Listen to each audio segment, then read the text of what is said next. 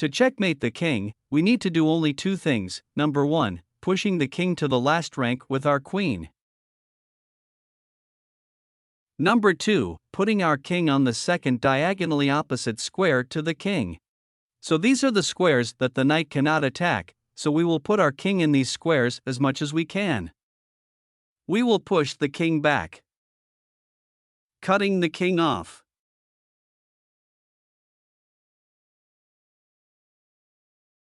Utilizing the square, we will push the king back, cutting the king off. Since the king and knight are apart now, we can win the knight by giving right checks. And after this it is quite straightforward. Cutting the king off.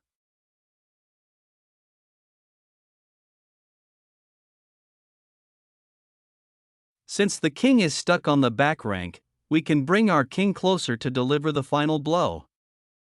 And finally it's checkmate. Now you know how to checkmate with a queen against a knight. If you want any other tutorial regarding chess, please leave a comment below.